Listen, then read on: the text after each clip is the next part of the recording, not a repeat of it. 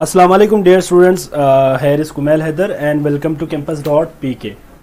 जी बच्चे, तो last time हमने इंटरनल एनर्जी क्या है वो डिस्कस किया था बेटा, और साथ में हमने फर्स्ट लॉ ऑफ थर्मोडायनेमिक्स को शुरू किया था लास्ट टाइम। वालेकुम सलाम बेटा, वालेकुम सलाम।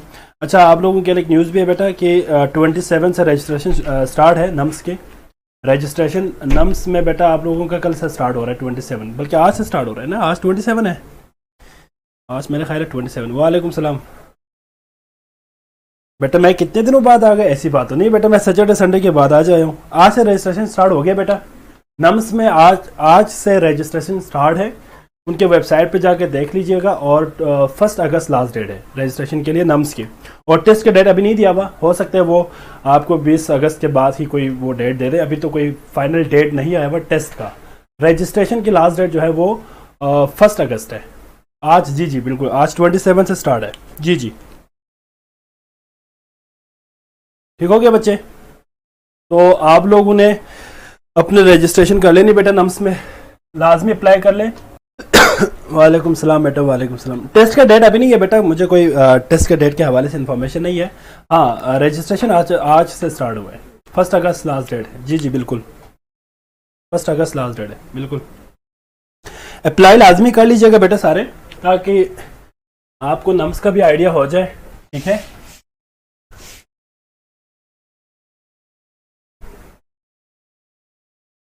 वो मुझे नहीं पता बेटा इतनी जल्दी लास्ट डेट क्यों आए, लेकिन है लास्ट डेट 5 नहीं, हाँ यकुम लास्ट डेट है बेटा। नम्स की रजिस्ट्रेशन की बात हो रही है बेटा। नम्स आप लोगों का टाइटल नम्स के साथ है ना, तो मैं नम्स का बता रहा हूँ।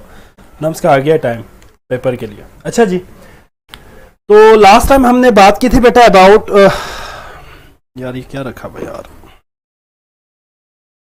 अच्छा साहब इधर उठाने इधर। अच्छा जी, यूएचएस की बेटा अक्टूबर में, अक्टूबर में, लास्ट वीक ऑफ अक्टूबर में, last week of October. UHS का लास्ट वीक ऑफ अक्टूबर है। और जो यूएच नम्स है उसका है 1 अगस्त। अच्छा बच्चे, तो लास्ट टाइम हमने फर्स्ट लॉ ऑफ थर्मोडायनेमिक्स को शुरू किया था। First law of thermodynamics, first law of thermodynamics. जी जी बेटा, आप लोग, मुझे नहीं पता इतनी जल्दी क्यों उन्होंने किया है, ठीक है, लेकिन बस ये है रजिस्ट्रेशन जो डेट है वो 1 अगस्त है। और टेस्ट मेरा ख्याल है 20 अगस्त के बाद ही होगा, इससे पहले नहीं होना। परसेंटेज का ये है बेटा कि जो पंजाब के स्टूडेंट्स हैं यहाँ के, उनका 70% एफएससी में मार्क्स होना चाहिए। एफएससी मीन्स फर्स्ट ईयर में, जो आपका फर्स्ट ईयर है उसमें यह बिल्कुल आपके रिजल्ट आ जाएगा तब तक। फर्स्ट ईयर में आपका 70% होना चाहिए जो पंजाब के स्टूडेंट्स हैं। और जो गिलगित बल्तिस्तान और आज़ाद जम्मू कश्मीर और साथ में ये केपीके के साइड, नहीं केपीके नहीं, मेरे ख्याल है आज़ाद एजेके फाटा वगैरह के लिए 65% है। सर इंथैल्पी स्टार्ट करना है, हाँ वही ना बेटा, इसी की तरफ हम जाएंगे। लास्ट टाइम कुछ बच्चों को इसमें कुछ प्रॉब्लम था। अच्छा ला हो गया था बेटा, हाँ अच्छा चले ला हो गया, तो हम चले फिर इंथैल्पी स्टार्ट करते चले। और मैं किसी दिन डिस्कस करूंगा बच्चे, साजिद बेटा वो फिर किसी दिन डिस्कस करेंगे यार। अच्छा जी, enthalpy and different standard enthalpies. ठीक है बच्चे, आज का हमारा टॉपिक होगा, आप लोगों का स्पेशल एग्जाम सितंबर में होगा बेटा। लाहौर बोर्ड, जो पंजाब बोर्ड के जो स्टूडेंट्स हैं जिन्होंने इम्प्रूवमेंट देना है, या फिर अगर आप दोबारा पेपर देना चाहते हैं, तो आप लोगों का जो पेपर होगा स्पेशल एग्जाम वो सितंबर में होगा जी। फेडरल का क्या, फेडरल का तो रिजल्ट आने वाले बेटा, मैट्रिक आ गया है, फर्स्ट सेकेंड ईयर का आने वाले। अच्छा जी, enthalpy and different standard enthalpies. जी जी बेटा, मैंने बता दिया ना आपको, बट ठीक है, और डिस्कस ना करें, ठीक है, छोड़ इसको। अच्छा जी, एज वी नो दैट कि इंथैल्पी क्या चीज है बेटा, total heat content, total heat content of a system, that is known as enthalpy.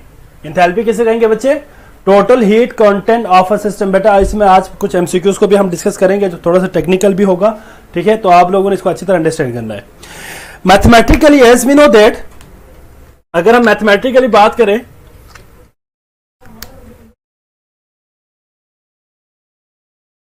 Mathematically हम लिख सकते हैं बेटा that is H is equal to E plus W, ऐसे ही है ना बच्चे, एज वी नो दैट। बेटा आप लोगों का रिजल्ट मुझे इतना कंफर्म नहीं है बेटा, आ जाएगा उसमें अगस्त के मंथ में, ईद के बाद आएगा रिजल्ट। पंजाब बोर्ड के जो स्टूडेंट्स हैं, जितने भी फेडरल सॉरी ये लाहौर बोर्ड के स्टूडेंट्स हैं, जितने भी पंजाब बोर्ड के स्टूडेंट्स हैं, उनका ईद के बाद आ रहा है result. As we know that कि H इज द एंथैल्पी और ये एक स्टेट फंक्शन है, देयरफॉर हम यहां पे क्या लगाएंगे बेटा, delta H is equal to delta E plus, अब इसके साथ डेल्टा तो नहीं लगाएंगे क्योंकि ये आपके पास स्टेट फंक्शन नहीं है। एज वी नो दैट कि हम वर्क को किस में रखते हैं बेटा, वर्क को हम प्रेशर वॉल्यूम वर्क में रखते हैं, P डेल्टा V। तो हम यहां पे क्या लगाएंगे बच्चे, प्लस P डेल्टा V। और मैं इस इक्वेशन को अगर इस तरह लिखूं तो आप में से किसी को कोई प्रॉब्लम नहीं होना चाहिए, कोई तकलीफ नहीं होना चाहिए, that is minus P delta V। हाँ जी ऐसा ही है ना, अगर मैं इसको इस तरह लिखूं कोई प्रॉब्लम तो नहीं है। हाँ जी क्यों, क्योंकि बेटा मैंने लास्ट टाइम आपको कहा था कि भाई work done bye a system, अगर सिस्टम खुद काम करे, work done bye a system करे, तो बेटा याद रखिएगा जो वर्क है वो हमारे पास P डेल्टा V है वो माइनस में आएगा। ये जरा आप फिजिक्स से थोड़ी सी जरा कंट्राडिक्ट है, फिजिक्स से थोड़ी सी जरा डिफरेंट है, वो इसलिए क्योंकि हम यहाँ पे जो work done by the system को in term of internal energy discuss कर रहे होते हैं। तो बेटा जब फॉर एग्जांपल, इसको चलो मैं यहाँ पे आपको समझा देता हूँ, मिसाल के तौर पर यहाँ पे देखें, ये मेरे पास एक बीकर है, फॉर एग्जाम्पल ये मेरे पास एक बीकर है बेटा, ठीक है, इसके अंदर फॉर एग्जाम्पल मेरे पास जो रिएक्टिंग मटेरियल्स है वो फॉर एग्जाम्पल इनका वॉल्यूम यहां तक है, फॉर एग्जाम्पल जितने भी मेरे पास जो सिस्टम है उसका सैंपल फॉर एग्जाम्पल यहां तक है। मैंने फॉर एग्जाम्पल इसको कोई हीट दिया, कुछ मैंने इसके साथ रिएक्शन करवा दी सिस्टम के अंदर, जब रिएक्शन प्रोसीड हुआ तो जो वॉल्यूम में चेंज आया बेटा, फॉर एग्जाम्पल मैं कहता हूं वॉल्यूम इंक्रीज होकर यहां तक आ गया। ये अब हमारे पास जो स्टेट थी बेटा उसमें ये पहले यहां पे हमारे पास ये V1 था बेटा, अब ये हमारे पास V2 है, यहां से लेकर यहां तक जो डिफरेंस होगा दैट इज डेल्टा V, ये सबको पता है, वो यहां तक होगा बेटा, ठीक है, डेल्टा V। अब मुझे एक बात बताए कि देखिए इंक्रीज इन वॉल्यूम हुआ है, ठीक है, उसके अकॉर्डिंग अगर हम देखें तो सिस्टम ने वर्क किया, सिस्टम ने क्या किया बेटा, वर्क किया जो कि हमारे पास पॉजिटिव होगा, लेकिन इन मॉलिक्यूल्स की जो इंटरनल एनर्जी है, इंटरनल एनर्जी है वो वॉल्यूम का इंक्रीज होने से, वॉल्यूम का इंक्रीज होने से इनकी इंटरनल एनर्जी क्या हो गई बेटा, कम हो गई। पहले स्पेसिंग कम थी, अब स्पेसिंग ज्यादा हो गई, इट मींस इनकी इंटरनल एनर्जी कम हो गई। तो इस टर्म की वजह से हम जो वर्क होगा उसको हम नेगेटिव के साथ लिखेंगे। Negative means work done by the system by the expansion of the volume, ठीक है बेटा। अब आप लोग स्पेशल एग्जाम की बातें बिल्कुल ना करें, खामोश रहो, अब बिल्कुल खामोश रहो भाई, अब जरा लेक्चर पे फोकस करो बेटा। आप आपस में बातें बिल्कुल ना करें, अगर आप आपस में बातें करोगे मैंने फिर आप लोगों को ब्लॉक कर देना, यहां से फिर मैं यहां से ब्लॉक कर दूंगा, फिर आप लोग फिर बातें करते रहे फिर। अच्छा जी, ये पॉइंट क्लियर हो गया बेटा, जरा इसको अंडरस्टैंड करें बेटा जरा। Delta H is equal to delta E minus P delta V, it means यहां पे क्या है बेटा, work done by the system, और हमारे पास जो वॉल्यूम में एक्सपेंशन हुआ है उस वजह से इंटरनल एनर्जी कम हो गई है, इसलिए हम यहां पे क्या लिखते हैं बेटा, माइनस P डेल्टा V लिखेंगे। ठीक हो गया बच्चे, माइनस P डेल्टा V। अब यहां पे एक बात याद रखिएगा बेटा कि ये जो इक्वेशन है, this equation is used to calculate the enthalpy when the system is gaseous. जब आपका सिस्टम क्या हो बेटा, गैसियस स्टेट में हो, तब हमारे पास ये इक्वेशन एप्लीकेबल होगा, ठीक है। और अगर हम बात करते हैं for example in case of solid and liquid, तो हमारे पास जो P डेल्टा V है, अगर हम इसकी बात करते हैं तो जो डेल्टा V होगा बेटा that will be equal to 0, as we know that solid और लिक्विड के अंदर एक्सपेंशन पॉसिबल नहीं है, वॉल्यूम इंक्रीज नहीं होगा, वॉल्यूम तो हमेशा कांस्टेंट रहेंगे उसके उनके। तो delta H is equal to क्या हो जाएगा, डेल्टा ई। इसका मतलब ये है कि आपके पास जो एनर्जी होगी बेटा वो तकरीबन सारे के सारे जो एनर्जी है, इंथैल्पी है, वो इंटरनल एनर्जी के अप्रोक्सीमेटली बराबर होगी। ठीक है बच्चे, ये पॉइंट आपने याद रखते for the sake of MCQs. अब आपको मैं एक पॉइंट यहां पे डिस्कस करने लगा हूं बच्चे, जरा गौर से देखिएगा यहां पे, जरा मेरी बात आपने जरा गौर से देखना है बेटा जरा, ठीक है जी। ये क्लियर हो गया बेटा सबको? हाँ जी बेटा, ये किसके लिए है, फॉर सॉलिड एंड लिक्विड। ठीक है बच्चे, अब यहां पे जो पॉइंट मैं आपसे डिस्कस करने लगा हूं, जरा इसको गौर से देखना है बेटा जरा। अगर फॉर एग्जांपल एमसीक्यूज में आपसे क्वेश्चन आते हैं बेटा कि आप फाइंड करें किसी भी रिएक्शन के लिए delta H minus delta E, इसको आपने फाइंड करना है। ठीक है बच्चे, for example delta H minus delta is equal to, हाँ जी ये आपने फाइंड करना है, या इसी इक्वेशन को मैं जरा रीअरेंज कर रहा हूं, जरा आपने गौर से देखना है। As we know that PV is equal to NRT, general gas equation है, ऐसा ही है ना बच्चे। अब यहां पे मैं डेल्टा लगा देता हूं क्योंकि मेरे पास यहां पे P delta we in term of, मेरे पास क्या है बेटा, यहां पे पी डेल्टा वी मेरे पास क्या है बेटा, वर्क है इन टर्म ऑफ प्रेशर वॉल्यूम, तो मैं यहां पे भी डेल्टा लगा सकता हूं। तो P delta V is equal to delta N R T. ये जो इक्वेशन है जरा गौर से देखना बच्चे, जरा इस इक्वेशन को जरा गौर से देखिएगा। अब मैं यहां पे इस पी डेल्टा वी के जगह पे अगर मैं delta N R T put करूं, delta N R T put करूं तो क्या होगा मेरे पास, delta H is equal to delta E plus delta N R T. तो बेटा इस इक्वेशन को आपने जरा याद रखनी है, ये आपने मेरे ख्याल एफएससी के रेगुलर क्लासेस में इसको नहीं किया होगा, लेकिन इससे रिलेटेड एमसीक्यूज ए ओ लेवल में है तो वहां से आ सकते हैं। तो आपके पास यहां से ही क्वेश्चन है, सर्कल आपने इक्वेशन में कांस्टेंट रखा था बेटा, नहीं वॉल्यूम और प्रेशर दोनों को कांस्टेंट, अच्छा उसमें मैंने ये कहा था प्रेशर तो कांस्टेंट है ना, प्रेशर तो कांस्टेंट है, वॉल्यूम हमारे पास कांस्टेंट तब होगा जब आपके पास सिस्टम सॉलिड या लिक्विड हो। सिस्टम सॉलिड या लिक्विड हो तो आपको पता है बेटा, सॉलिड हो तो उनका वॉल्यूम कभी चेंज नहीं होगा ना बेटा, आप चाहे कुछ भी करें वॉल्यूम तो हमेशा कांस्टेंट रहेगा। तो मैंने यहां पे यही बात की है कि अगर हमारे पास पी डेल्टा वी मींस कि आपके पास प्रेशर तो कांस्टेंट वैसे भी है, डेल्टा वी भी अगर कांस्टेंट हो जाए इन केस ऑफ सॉलिड और लिक्विड, तो आपके पास जो इक्वेशन बनेगी वो क्या बनेगी बेटा, delta H is equal to delta E. मतलब जो आपके पास इंथैल्पी चेंज होगी बेटा वो किसके बराबर होंगे, चेंज इन इंटरनल एनर्जी के बराबर होंगे। तो ये मैंने आपको समझाने के लिए किया है। अब इस इक्वेशन में मैंने आप यहां पे सिंपल एक मॉडिफिकेशन की है बेटा कि PV is equal to NRT, ये आपको पता है जनरल गैस इक्वेशन के मुताबिक PV is equal to NRT है। अब इस एनआरटी को मैं यहां पे पुट कर सकता हूं पी डेल्टा वी के जगह पे, क्योंकि मैं प्रेशर और वॉल्यूम के जगह पे यहां पे मैं साथ में डेल्टा पुट कर दूं तो पी डेल्टा वी हो जाएगा ये, और ये इक्वल हो जाएगा डेल्टा एन आर टी के बराबर हो जाएगा। मतलब मैंने क्या किया, डेल्टा को इन दोनों के साथ मल्टीप्लाई किया ताकि मैं इस इक्वेशन को उठा के इसके अंदर पुट कर सकूं। तो मैंने यहां से सिंपल यही किया है, delta H is equal to delta E plus delta N R T, plus delta N R T से मुराद क्या है, यहां पे इस इक्वेशन के अंदर मैंने क्या किया बच्चे, simple delta N R T को पुट कर दिया। इसको मैंने इसलिए पुट किया बेटा, इस इक्वेशन की बड़ी इंपॉर्टेंस है, वो मैं आपको अभी थोड़ी देर बाद बताऊंगा। यहां पे मैं स्टाइलिक लगा रहा हूं एक एमसीक्यू से पेपर के हवाले से, उस एमसीक्यूज को जरा राइट डाउन करें आप लोग। दैट इज एक एमसीक्यूज होगा बेटा, इसी से रिलेटेड पेपर के हवाले से, पास पेपर का हिस्सा है, बहुत इंपॉर्टेंट है। आपने मुझे बताना है बेटा, आपके पास एक रिएक्शन है H2 plus N2 convert into NH3, balance करने के लिए यहां पे 2 लगा दे, यहां पे 3 लगा दे। सवाल यह है कि आपने बताना है कि what is the value of delta H minus delta E of this reaction. इस रिएक्शन की आपने क्या बतानी है बेटा, डेल्टा एच माइनस डेल्टा ई बतानी है। आपके पास कुछ ऑप्शंस हैं, अल्फा ऑप्शन है आपके पास एनआरटी, बीटा ऑप्शन है आपके पास माइनस एनआरटी, ठीक है बच्चे, और डेल्टा, इसके बाद आपके पास हो गया चार्ली ऑप्शन है आपके पास सी, दैट इज आर टी, और डी ऑप्शन है आपके पास none.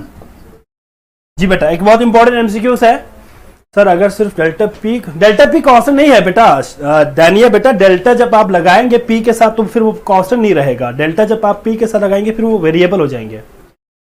Delta H delta E plus, हाँ जी बेटा, यहाँ पे मैंने लास्ट टाइम जो इक्वेशन बनाई थी ना बेटा, उसमें हमने जो डेल्टा है उसको पी और वी के साथ मल्टीप्लाई किया था। तो एक दफा आपने क्या किया था, डेल्टा वी को मैंने कल इस तरह किया था ना बच्चा आप लोगों ने भुला दिया, पता नहीं क्या कर दिया। डेल्टा इंटू पी वी, इसमें आपने ये करना होता है कि डेल्टा, एक दफा आपने डेल्टा को प्रेशर के साथ रखना है, वॉल्यूम को कांस्टेंट रखना है, एक दफा डेल्टा को आपने वॉल्यूम के साथ रखना है, प्रेशर को कांस्टेंट रखना है। जिसके साथ ये डेल्टा आएगा ना वो कांस्टेंट नहीं रहेगा, ठीक है। तो जाहिर बात है प्रेशर, तो हम इस पूरे ऑपरेशन में प्रेशर को कांस्टेंट रखा हुआ है, ठीक है बच्चे। हाँ जी, अब जरा मुझे बताइए इसका आंसर क्या आएगा बेटा, what is the answer of this question. Very good बेटा, वेरी गुड। हाँ जी, इसका आंसर बिल्कुल सही कहा है बेटा, वेरी गुड, सबने सही कहा है कि दैट इज माइनस NRT। जी बिल्कुल, minus NRT is the correct answer. अब ये माइनस NRT कैसे आया बेटा, सबको समझ आया बेटा, यहाँ पे किसी को कोई प्रॉब्लम तो नहीं है। हाँ जी, जल्दी से मुझे बताया, सबको क्लियर हो गया बेटा, ये इस पॉइंट में कोई मसला तो नहीं। माइनस NRT ठीक है, आंसर सही है, माइनस NRT है बिल्कुल।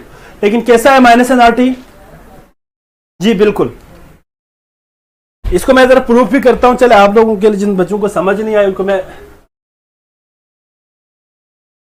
क्वेश्चन के नीचे क्या लिखा है, क्वेश्चन के नीचे मैंने इक्वेशन लिखा है बेटा, H2 प्लस N2, और ये अमोनिया आपके पास फॉर्म है। अच्छा ठीक है बेटा, मैं समझा देता हूं, इधर देखें जरा, यहां देखें बच्चे जरा।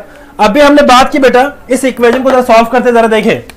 अभी हमने बात की बेटा, delta H is equal to, delta H किसके बराबर था बेटा, delta E plus P delta V, ठीक है बच्चे। अब हमारे पास मुझे क्या चाहिए, मुझे delta H minus delta E चाहिए, delta H minus delta E। तो मैं इस डेल्टा E को साइड पे लेके आऊंगा, डेल्टा H माइनस, ये माइनस हो जाएगा ना, इधर प्लस है, delta E is equal to P delta V। अब P डेल्टा V की जगह पे मैंने क्या पुट किया हुआ था, डेल्टा NRT, मैं डायरेक्ट पुट करता हूं, डेल्टा NRT।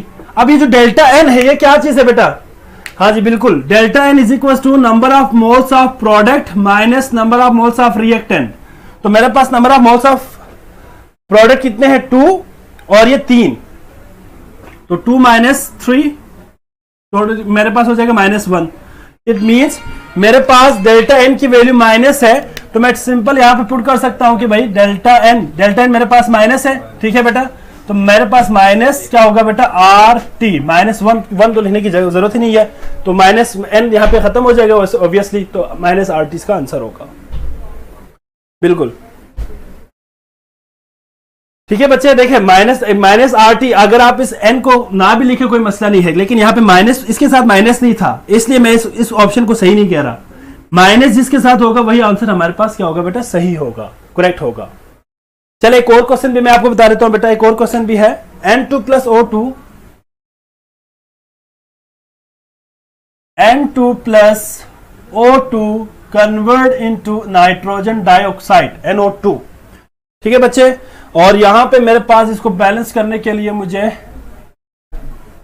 अगर मैं यहां पे 2 लगा देता हूं, ठीक है, और यहां पे 2 लगा दूं, जी क्लियर हो गया बेटा।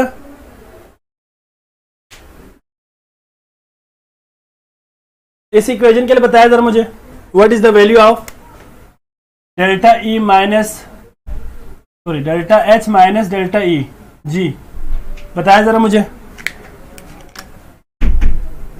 एक और क्वेश्चन भी मैं यहां पे लिखता हूं बेटा, एक और क्वेश्चन भी लिखते हैं, चले।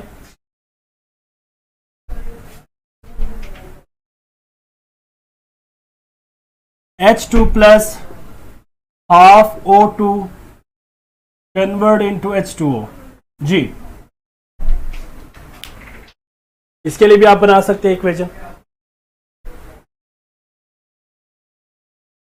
बेटा। रिएक्टेंट आपके पास 1 मोल है ना, यहां पे 1 मोल है, ठीक है, और या फिर आप इसको इस तरह भी कर सकते हैं, N2O, मैं चलो इसको सिंपल इस तरह करता हूं, मैं इक्वेशन को चेंज कर देता हूं, चले आप इस तरह करें, मैं आपके लिए एक सिंपल एग्जांपल दे रहा हूं, इस तरह करें N2O4 फॉर एग्जांपल, चले। अब आपके पास यहाँ पे मैंने कोई कोएफिशिएंट नहीं दिया, इसको मैं बाद में बताता हूँ। इसके लिए मुझे बताया बेटा क्या आंसर होगा, ऑप्शन आपके पास मैं चले दे देता हूं। ऑप्शन ए है RT, बी है -RT, सी है सी आपके पास होगा बेटा बोथ ए एंड बी, और डेल्टा ऑप्शन है आपके पास, दैट इज 0। लो जी, अब जरा मुझे बताएं NH3 वाले का जी -2, हाँ जी -2 आएगा बिल्कुल। ओहो यहाँ पे मैंने -2 जी जी बिल्कुल बिल्कुल -2 है बिल्कुल। चार में बिल्कुल बेटा -2 आएगा। वेरी गुड ताइबा बेटा, इसने ऑप्शन सही बताया -2, ठीक है। हाँ जी, मैं ऑप्शन यहाँ पे -2 देना था, ठीक है। इसके लिए क्या आंसर होगा बेटा, जल्दी से बताए इसके लिए। बी ऑप्शन होगा, बिल्कुल नहीं बेटा, बिल्कुल नहीं, बी ऑप्शन नहीं हो सकता।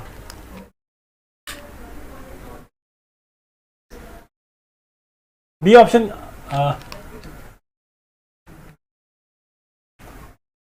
अच्छा हाँ ठीक है वैसे बी ऑप्शन सही है, बी ऑप्शन ठीक है। हाँ जी बिल्कुल बी ऑप्शन सही है, ठीक है। माइनस, ठीक है बेटा, -n ना लिखे कोई मसला नहीं है, -RT, ठीक है। ठीक हो गया बच्चे, तो इस तरह के MCQ आए तो कर सकोगे ना। हाँ जी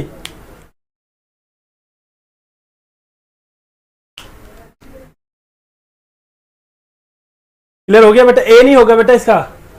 number of moles of product आपके पास क्या है, number of moles of product, ओहो हाँ, ये मेरे पास 1 है और ये मेरे पास 2 है, तो इसको माइनस करें, 1 - 2 इज इक्वल टू -1 आएगा ना। हाँ जी -1 आएगा, तो ऑप्शन मेरे पास आएगा -RT। ऑक्सीजन बैलेंस करूं, हाँ ऑक्सीजन अगर मैं बैलेंस करूं तो यहाँ पे 2 लगा दूं तो 4 हो जाएगा। अब बताओ जरा, अब बताओ जरा। हाँ जी ठीक है, 4 यहाँ पे है तो 2 और एक 3 हो गए। अब यहाँ पे आएगा माइनस, इसका भी -2 आएगा, ठीक है। तो अब यहाँ पे मुझे देना पड़ेगा इधर ऑप्शन -2RT, ठीक है बच्चे, ठीक है।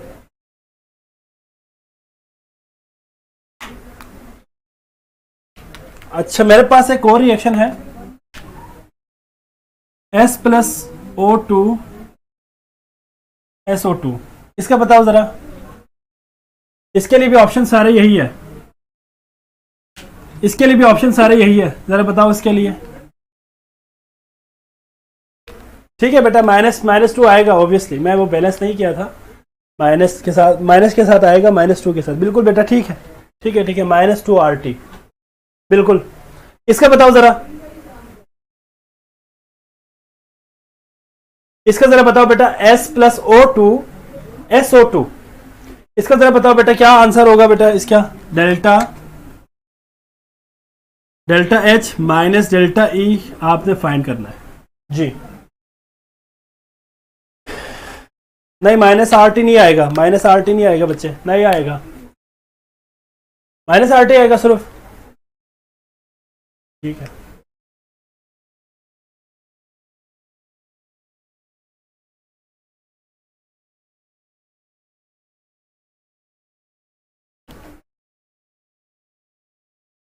ठीक है बिल्कुल बिल्कुल बिल्कुल, -RT, ठीक है, -RT, ठीक हो गया बच्चे। अगर ये क्वेश्चन हो बेटा कर सकोगे ये, इसका बताया जरा मुझे, N2 + O2 NO, इसका बताओ जरा, इसी ऑप्शन में बताओ, इसी ऑप्शन में, इसी ऑप्शन में इसका बताओ जरा, इसी ऑप्शन में बेटा, ये आपके पास ऑप्शन यही है, क्वेश्चन ये है, इसमें भी आपने बताना delta H minus delta E, ठीक है, ये बताना है आपने मुझे, जल्दी से बताए बेटा जरा।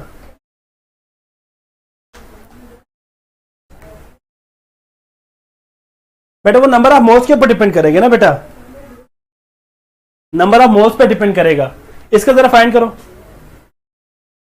इसका डिफरेंट आएगा। Very good Sajid, very good, इसका आंसर आएगा 0, इसका आंसर आएगा 0। बेटा साजिद आप कह रहे हैं कि +RT में कोई आंसर आ जाए, बेटा प्लस RT में आंसर तब आएगा जब आपका number of moles of product ज्यादा हो, प्रोडक्ट ज्यादा हो।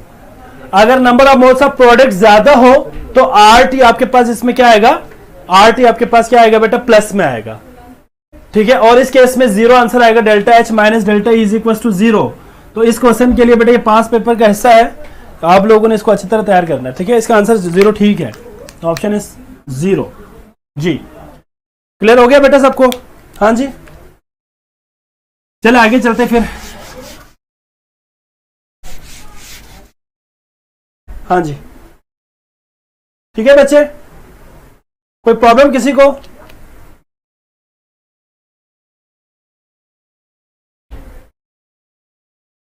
ठीक हो गया बेटा। अच्छा जी, अब हम यहां पे एक और जरा वो करते हैं। अच्छा जी, एक और हम फाइनल इक्वेशंस में एक और इक्वेशन भी ऐड करते हैं बेटा, that is delta H is equal to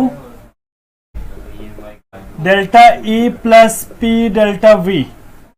हाँ जी, अब इस इक्वेशन में अगर आपको याद हो तो डेल्टा E किसके बराबर था बेटा, डेल्टा E बराबर था Q plus P delta V।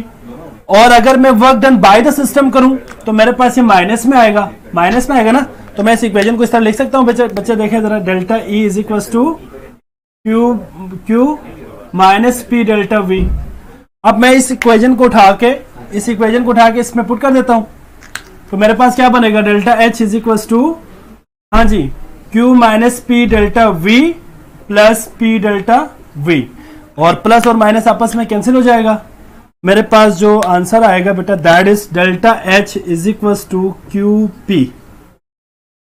इस इक्वेशन को भी जरा आप लोग याद रखिएगा for the sake of different MCQs। जी बेटा क्लियर हो गया? हाँ जी, हाँ साजिद बेटा कोई मसला तो नहीं है इसमें। प्लस RT तब आएगा जब आपका number of moles of product ज्यादा हो, ठीक है। वो जब माइनस करेंगे तो आपको पता चल जाएगा ना बेटा। क्लियर हो गया बेटा सबको? इसमें कोई प्रॉब्लम तो नहीं है, ये तो सिंपल है ना आपके पास। इस इक्वेशन को भी आप याद रखने बेटा, जो डेल्टा H है इंथैल्पी चेंज है, अगर प्रेशर कांस्टेंट हो जाए तो जो इंथैल्पी चेंज होगा बेटा, that is will be equal to heat, Q के बराबर होगा, हीट के बराबर। इसके बाद फिर हमारे पास बेटा डिफरेंट इंथैल्पीज आ जाएंगे, उसको हम डिस्कस करते हैं, ठीक है बच्चे। कुछ स्टैंडर्ड इंथैल्पीज को हम डिस्कस करेंगे इसमें। अब टाइप्स ऑफ इंथैल्पीज है, तो मैं कैसे करूं, चलो मैं यहां पे कर देता हूं टाइप्स ऑफ इंथैल्पीज, ठीक है बच्चे, ठीक हो गया सर। ये इक्वेशन रिपीट करते हैं। साजिद बेटा मैंने ये किया है सिंपल, यहां देखिए जरा, अभी हमने बात की ना delta H is equal to delta E plus P delta V, ठीक है बच्चे, P डेल्टा V के बराबर है। अब डेल्टा E क्या है बेटा, लास्ट टाइम हमने पढ़ के आया था, इंटरनल एनर्जी किसके बराबर था, Q प्लस वर्क के बराबर था। अब यहाँ पे Q plus work means P delta V है। अब यहाँ पे जो P डेल्टा V है उसको मैंने कहा कि भाई work done by the system. यहाँ पे मैंने क्या कहा बेटा, work done by the system. अगर सिस्टम काम करे तो मैंने थोड़ी देर पहले भी कहा कि जो आपके पास प्लस साइन है वो क्या हो जाएगा, माइनस हो जाएगा। अब मैंने माइनस यहाँ पे पुट करके मैंने इस डेल्टा E की वैल्यू को उठा के इसमें पुट कर दिया है। अब यहाँ पे जो डेल्टा E है उसके जगह पे ये इक्वेशन आ गई, तो यहाँ पे मेरे पास माइनस P डेल्टा V और प्लस P डेल्टा V आपस में कैंसिल हो गए, तो मेरे पास जो इक्वेशन बच गई बेटा, that is delta H is equal to QP। Yes, और इंथैल्पी शामिल है, सारे शामिल है, इंथैल्पी शामिल है बेटा। हाँ जी, अच्छा डिफरेंट टाइप्स हमारे पास है बेटा। नंबर 1 मैं शॉर्टली इसको डिस्कस करूंगा बच्चे, एमसीक्यूज के हवाले से करना है हमने। दैट इज नंबर 1 है enthalpy of delta H nought reaction, R से मैं रिप्रेजेंट कर रहा हूं। एक पास पेपर का एमसीक्यूज भी है बेटा, for the measurement of the enthalpies. याद रखिएगा जो स्टैंडर्ड, ये जो आपके पास नॉट है ना, ये जो नॉट यहां पे मैंने लिखा हुआ, ये नॉट, ये जो डॉट है यहां पे जीरो लगा दिया circle, this represent the standard condition. तो बेटा डेल्टा H नॉट, ये जो H नॉट है जो स्टैंडर्ड है, याद रखिएगा इंथैल्पी मेजरमेंट के लिए जो हमारे पास स्टैंडर्ड होगा, स्टैंडर्ड टेम्परेचर और प्रेशर, याद रखिएगा इसमें जो टेम्परेचर होगा वो 25 डिग्री सेल्सियस होगा, ठीक है। रूम टेम्परेचर पे मेजर करना होता है, और प्रेशर आपके पास 1 atm होगा, ये आपने याद रखनी एमसीक्यूज के हवाले से, ये आया हुआ था, ये क्वेश्चन आया हुआ था बेटा कि अगर आप इंथैल्पी मेजर करें तो टेम्परेचर स्टैंडर्ड क्या होना चाहिए, 25 होना चाहिए। ठीक है, ये एमसीक्यूज का ऐसा है, ये वैसे याद रखिएगा। तो इंथैल्पी ऑफ रिएक्शन क्या चीज है बच्चे, जरा बताएं मुझे।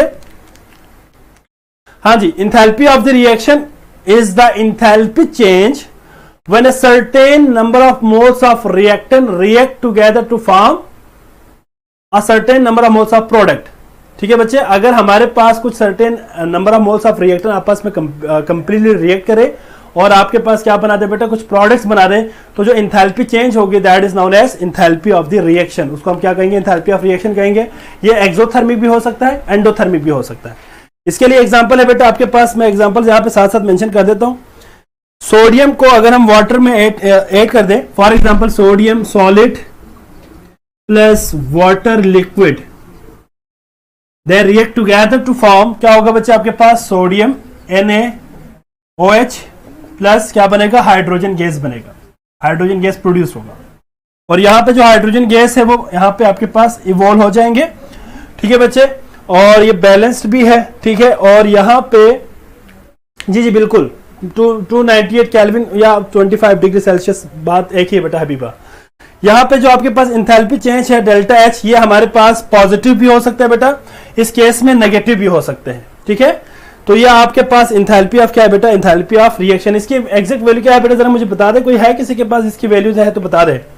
What is the value of delta H nought reaction, इसकी वैल्यू जरा मुझे बता दे बेटा।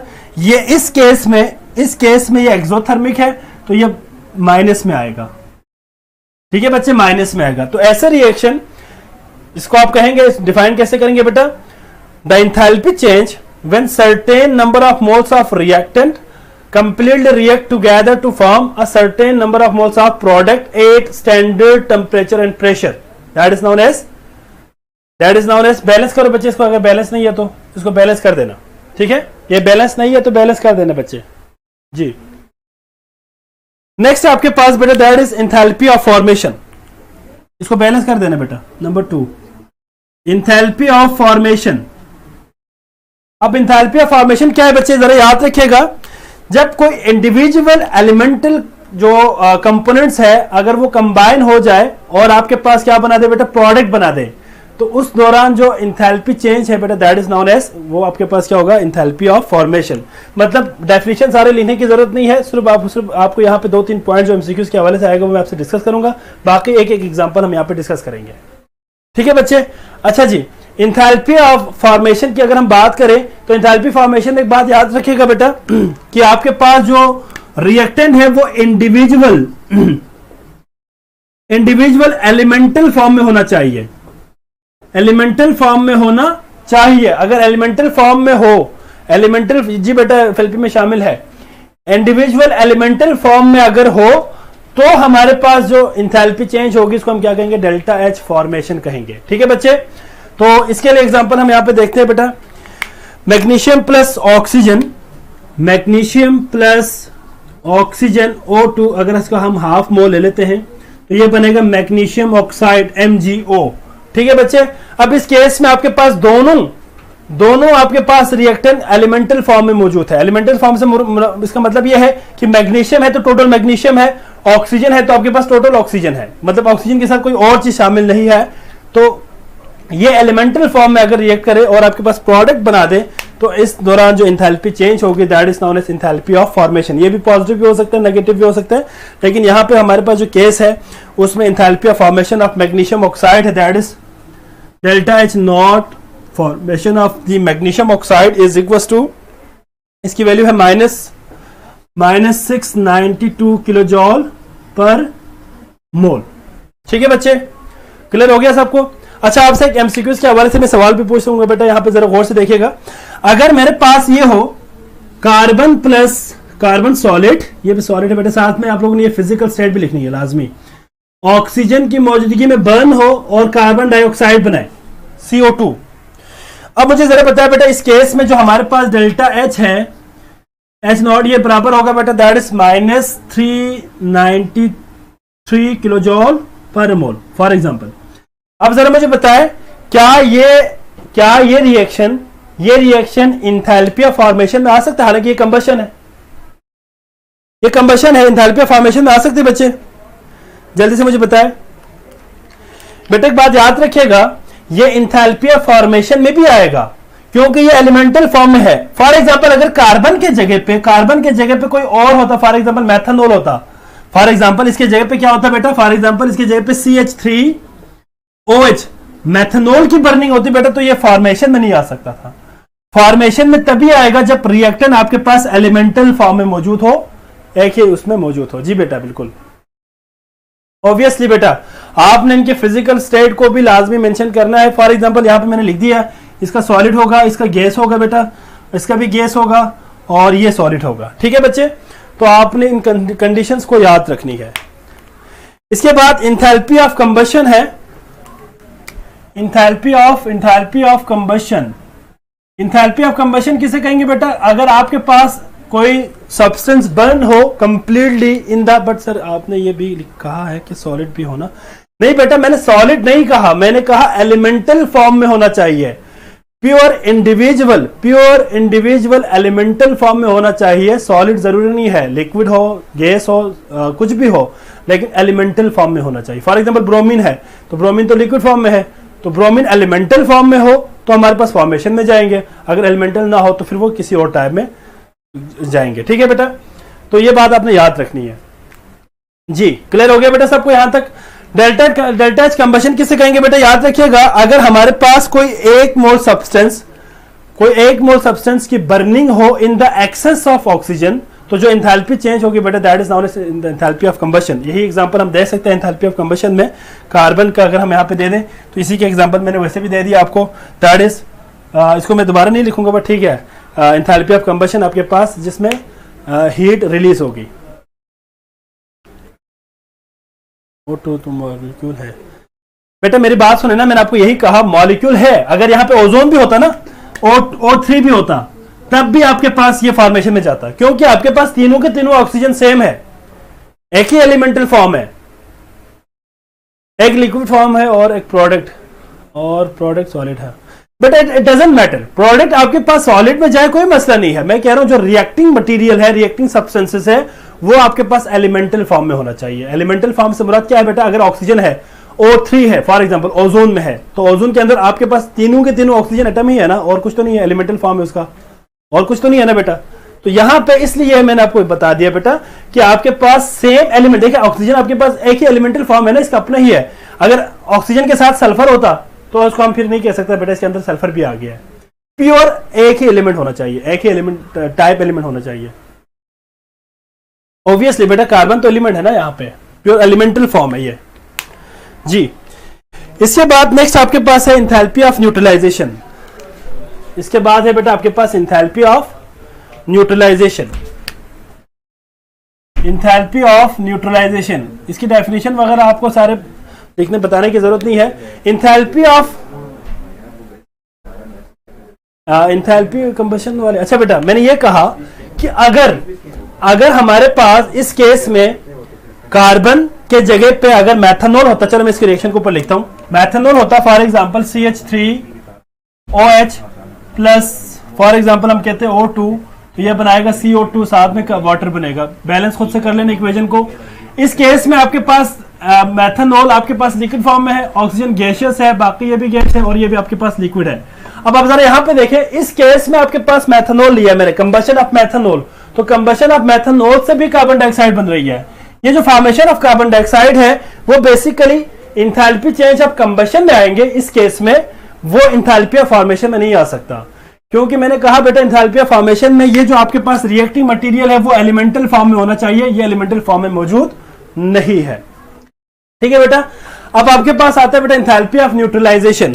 एंथैल्पी ऑफ न्यूट्रलाइजेशन किसे कहेंगे बेटा? अगर एक मोल हाइड्रोजन आयन किसी एसिड से आ जाए और एक मोल हाइड्रोक्सिल आयन किसी बेस से आ जाए और वो रिएक्ट करके आपके पास एक मोल वाटर बना दे, तो जो एंथैल्पी चेंज है बेटा that is known as enthalpy of neutralisation. For example अगर मैं यहां पे सपोज करता हूं कि हाइड्रोजन आयन किसी एसिड से आया बेटा और हाइड्रोक्सिल आयन किसी बेस से आया और आपके पास वाटर बना दिया एक मोल। इस केस में जो आपके पास वाटर है, delta H neutralization that is equal to -57.5 kilo joule per mole. जी बच्चे नजर आ रहा है सबको? इंथैल्पी ऑफ फॉर्मेशन कार्बन और मैग्नीशियम की है ना, ऑक्सीजन की। बेटा मैं आपको ये बता रहा हूं ना कि यहाँ पे जो फॉर्मेशन है वो आपके पास रिएक्टिंग मटेरियल है वो एलिमेंटल फॉर्म में हो तो फॉर्मेशन होगी, एलिमेंटल फॉर्म में नहीं है, वो किसी कंपाउंड फॉर्म में है किसी और के साथ। मिसाल के तौर पर समझ लें कि आपके पास हेट्रो एटॉमिक हो या हेट्रो न्यूक्लियर कंपाउंड हो तो हमारे पास वो फॉर्मेशन में नहीं आएगी, वो फिर किसी और कैटेगरी में जाएगा। बेटा जल्दी से यहाँ पे देखें, डेल्टा एच नॉट न्यूट्रलाइजेशन। इस केस में जरा मुझे बताएं कि न्यूट्रलाइजेशन में मुझे जरा बताएं बेटा, इस केस में -57.5 किलो जूल पर मोल एनर्जी कब रिलीज होगी? जब 1 मोल हाइड्रोजन और 1 मोल, जी बेटा माइनस में 1 मोल हाइड्रोक्सिल आयन कहां से आ जाए? किसी एसिड और बेस से, और आपके पास 1 मोल वाटर बने तो उसको हम कहेंगे एंथैल्पी ऑफ न्यूट्रलाइजेशन। यहां पे एक इंपॉर्टेंट एमसीक्यूज के हवाले से पॉइंट में डिस्कस करने लगा हूं। बच्चे जरा बोर्ड पे देखे सारे, एक एमसीक्यूज के हवाले से मैं पॉइंट डिस्कस करने लगा हूं, जरा गौर से देखना जरा आपने। अभी हमने बात की बेटा, अभी जो आपके पास ये जो वैल्यू है -57.5 किलो जूल पर मोल, अगर यहां पे मेरे पास ये हो H2SO4 प्लस, फॉर एग्जांपल मैं लेता हूं यहां पे सोडियम हाइड्रोक्साइड NaOH, और फॉर एग्जांपल यहां पे मेरे पास, अब देखिए यहां से मेरे पास 2 आएगा ना बेटा, 2 हमारे पास हाइड्रोजन आयन आएंगे, तो यहाँ पे बैलेंस, फॉर एग्जांपल मैं बैलेंस करने के लिए यहाँ पे 2 लगा दिया, और यहाँ पे मेरे पास बनेगा सोडियम सल्फेट, साथ में मेरे पास बनेगा वाटर, फॉर एग्जांपल 2 वाटर बने। इस केस में जो एंथैल्पी ऑफ न्यूट्रलाइजेशन है डेल्टा एच नॉट न्यूट्रलाइजेशन किसके बराबर होंगे? जी बच्चे एंथैल्पी ऑफ, इसमें सॉल्ट की फॉर्मेशन नहीं होगी बेटा, सॉल्ट की फॉर्मेशन है, सॉल्ट के फॉर्मेशन को न्यूट्रलाइजेशन नहीं कहेंगे, न्यूट्रलाइजेशन कहेंगे बेटा फॉर्मेशन ऑफ द वाटर। इस वाटर की फॉर्मेशन को बेसिकली हम न्यूट्रलाइजेशन कहते हैं। ये चीज मैं आपको बता रहा हूं, सॉल्ट तो बन रहेगी ना, ऑब्वियसली सॉल्ट तो बन रहा है आपके पास, लेकिन एक्चुअल न्यूट्रलाइजेशन इस वाटर के फॉर्मेशन के अकॉर्डिंग डिसाइड करना होता है। डेल्टा एच नॉट न्यूट्रलाइजेशन इस केस में क्या होगा बेटा? 2 मोल बनाए 115 किलो जॉल, ठीक है बच्चे। और अगर मैं पेपर में आपसे एमसीक्यूज में आपसे इस तरह पूछूं बेटा कि डेल्टा एच नॉट न्यूट्रलाइजेशन इस केस में कौन सी होगी बेटा? -57.5 किलो जॉल पर मोल। जरा मुझे बताएं इन दोनों में से ऑप्शन कौन सा सही होगा? अगर पेपर में सवाल ये आ जाए कि सल्फ्यूरिक एसिड और सोडियम हाइड्रोक्साइड आपस में रिएक्ट करे और आपके पास 2 मोल्स वाटर बना दे, तो इनमें दोनों में से ऑप्शन कौन सा सही होगा? इनमें से कौन सा ऑप्शन सही होगा बेटा? 115 किलो जूल और या फिर डेल्टा एच नॉट -57.5 डबल होगी। और जी इनमें दोनों, ये इसमें दोनों सही है। दोनों इसलिए सही है क्योंकि मैंने यहां पे यही बात की ना बेटा, देखिए this is kilo joule not पर मोल। अगर आप इसी को हाफ कर दे तो आपके पास ये आंसर आ जाएगा। तो अगर ऑप्शन में दोनों गिवन हो तो दोनों में से जो भी गिवन होगा वही आपके पास करेक्ट आंसर होगा। 115 किलो जूल है बेटा, अगर आप उसका हाफ कर देते पर मोल के हिसाब से तो वो आपके पास भी है, वैसे हुए। अच्छा हबीबा बेटा वेरी गुड क्वेश्चन। बेटा याद रखिएगा ये जो वैल्यू है बेटा, याद रखिएगा डेल्टा एच नॉट एन, इसकी वैल्यू हमेशा 57 किलो जूल पर मोल नहीं रहेगी। मतलब ये जो -57 है, ये -57 हमेशा कांस्टेंट नहीं रहेगा। याद रखिएगा अगर एसिड और बेस दोनों स्ट्रॉन्ग है, स्ट्रॉन्ग एसिड और स्ट्रॉन्ग बेस है, तो इसकी वैल्यू यही रहेगी -57.5। अगर हमारे पास एसिड और बेस दोनों वीक है तो इसकी वैल्यू कम हो जाएगी, और अगर एक वीक और एक स्ट्रॉन्ग है तो भी इसकी वैल्यू डिफर करेगी। मतलब आप यहां पे याद रखिएगा ये वैल्यू किसके लिए है? स्ट्रॉन्ग एसिड और स्ट्रॉन्ग बेस के लिए है। अगर हमारे पास वीक एसिड और स्ट्रॉन्ग बेस हो, फॉर एग्जांपल हमारे पास एसिटिक एसिड है CH3COOH प्लस सोडियम हाइड्रोक्साइड, इस केस में अगर हम बात करें तो एसिटिक एसिड वीक एसिड है, सोडियम हाइड्रोक्साइड स्ट्रॉन्ग बेस है। अगर ये आपस में रिएक्ट करे तो हमारे पास सोडियम एसिटेट बनेगा, साथ में क्या बनेगा? वाटर बनेगा। इस केस में जो एंथैल्पी चेंज होगी वो इसके बराबर नहीं हो सकती, क्योंकि हमारे पास इस केस में एसिड वीक है, बेस स्ट्रॉन्ग है। दोनों स्ट्रॉन्ग हो तो हमारे पास -57.5 किलो जूल पर मोल वैल्यू आएगी, और अगर एक स्ट्रॉन्ग और एक वीक हो तो हमारे पास वैल्यू भी डिफर करेगी। ठीक है बच्चे। इसके बाद एंथैल्पी ऑफ कंबशन की बात होगी बेटा। इसके बाद लास्ट पॉइंट है एंथैल्पी ऑफ, अच्छा एंथैल्पी ऑफ एटमाइजेशन की हम बात करेंगे। अगर आप एंथैल्पी ऑफ एटमाइजेशन जल्दी से उसका वाइंड अप करते हैं बेटा। Enthalpy of atomisation 2 water moles तो हो तो आंसर बेटा ठीक है 2 वाटर मोल्स हो। देखिए मैंने आपको यही कहा ऑप्शन में अगर दोनों गिवन है ना पेपर में तो आपके पास दोनों आंसर सही है। 115 के साथ मैंने सिर्फ किलो जूल लिखा हुआ है, आप जरा गौर से देखें ना, सिर्फ किलो जूल लिखा हुआ है, लेकिन 57 के साथ मैंने क्या लिखा हुआ है, किलो जूल पर मोल लिखा हुआ है, तो ऑब्वियसली आप उसको डिवाइड बाय 2 करेंगे। दोनों वीक हो तो बेटा हाँ जी, दोनों वीक हो तो उसकी वैल्यू भी कम होगी, 57 से कम होगी, 57 से कम होगी, हाँ ठीक है 57 से कम होगी। अच्छा जी, इसके बाद जो पॉइंट आपके पास आएगा बेटा that is delta H not atomisation. अब ये कब होगी बेटा, जब आप कोई एटम किसी भी एलिमेंट से उसका एटम बना दे से कम होगी। जी बिल्कुल, इसकी वैल्यू कम होगी बेटा, अगर वीक है तो कम होगी। वीक एसिड वीक बेस हो तो बेटा इसकी वैल्यू से कम होगी, स्ट्रांग हो तो वेरी स्ट्रांग हो तो इससे भी आगे जा सकता है, ठीक है। अच्छा जी, तो इसके अंदर आप हमारे पास है बेटा, अगर किसी भी एक एलिमेंट से अगर हम उस एलिमेंट को एटम्स के फॉर्म में कन्वर्ट करें, एटमाइजेशन करें, उसकी फॉर्मेशन ऑफ एटम करें, तो जो अमाउंट ऑफ एनर्जी रिलीज होगी या एब्जॉर्ब होगी, एंथैल्पी चेंज होगी, that is known as enthalpy of atomisation. इसमें एक एग्जांपल हम यहाँ पे डिस्कस कर लेते हैं।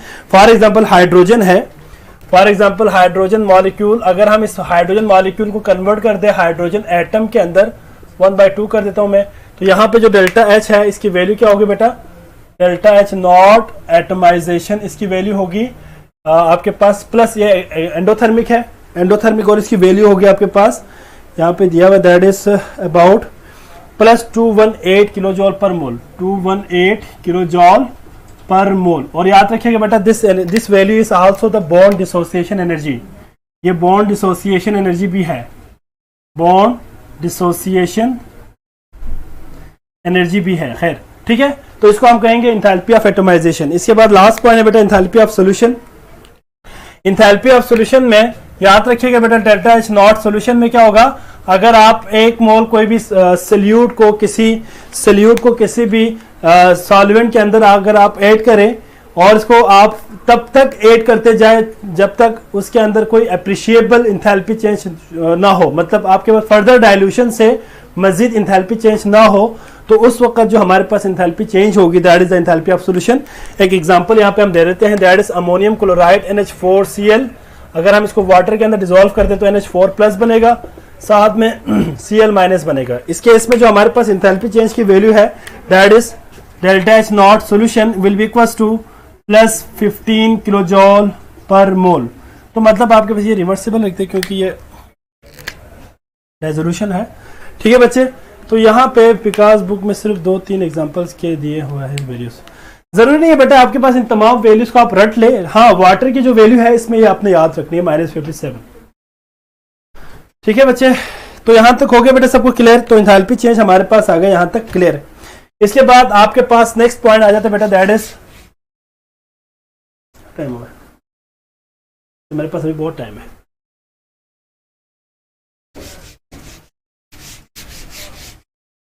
नेक्स्ट है बेटा measurement of enthalpies, measurement of enthalpies, measurement, इसको मैं जरा नीचे से लिख देता हूं, ठीक है। मेजरमेंट ऑफ एंथैल्पीज हमारे पास डिफरेंट होगा बेटा, मेजरमेंट मेथड, ठीक है बच्चे।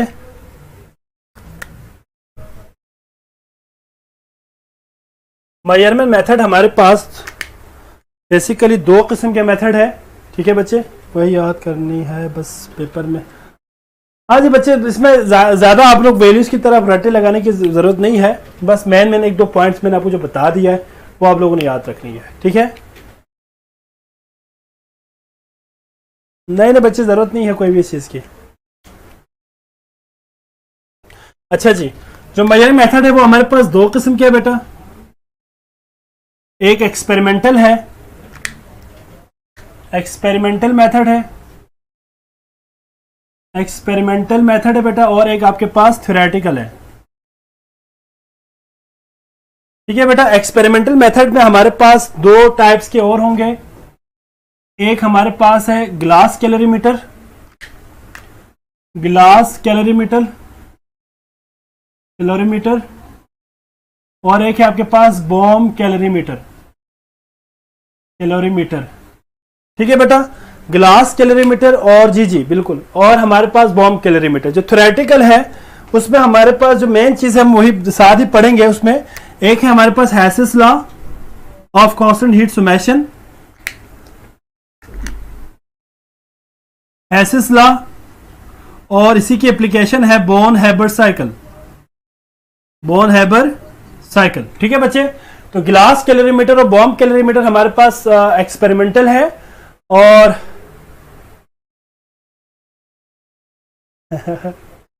प्रिपरेशन कैसे करेंगे? कोई बात नहीं बेटा, आप लोगों ने एफएससी करके अब यहाँ पे सारे एफएससी पास बच्चे बैठे हुए ना इधर।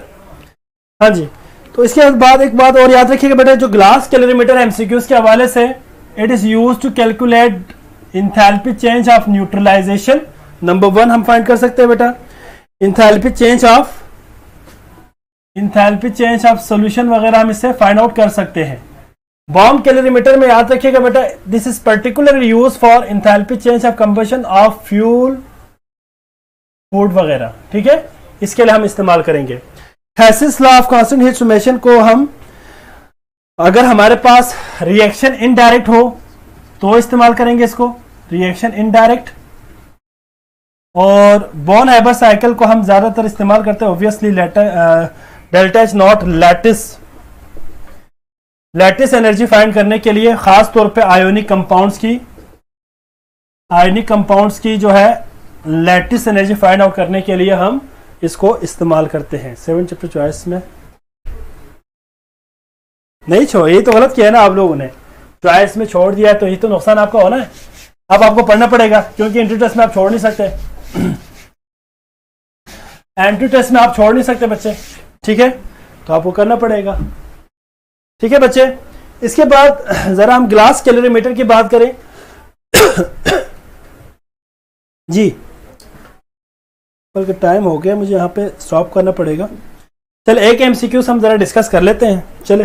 ठीक है, इसके बाद यहाँ पे मुझे स्टॉप करना पड़ेगा क्योंकि टाइम खत्म हो गया। एक एमसीक्यू से बेटा आपने मुझे बताना है एक्सोथर्मिक प्रोसेस। जी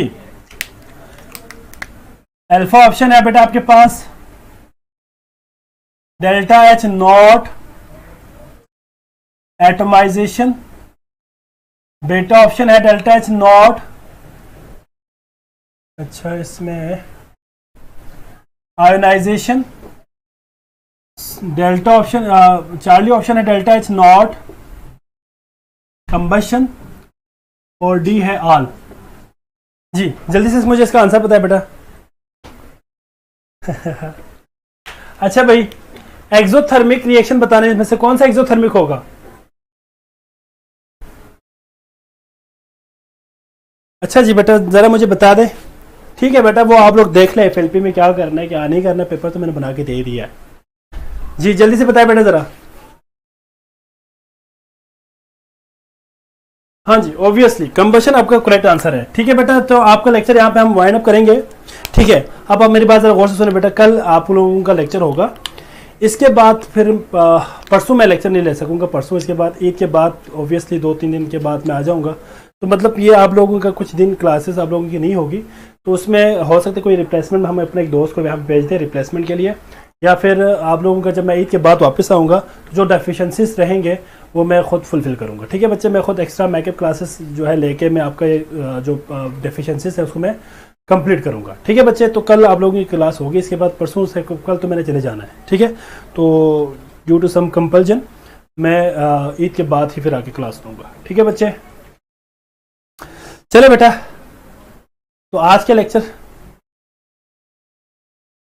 लेक्चर में हम यहाँ पे बेटा अपना लेक्चर यहाँ पे स्टॉप कर देते हैं। ठीक है, और कल हम इंशाल्लाह अगला जो टॉपिक होगा हमारा वो हम पढ़ेंगे। ठीक है, और आज के लेक्चर के हवाले से अपने रिव्यूज़ लाजमी दे दीजिएगा बेटा। ठीक है, और अपना बहुत सारा ख्याल रखिएगा बेटा।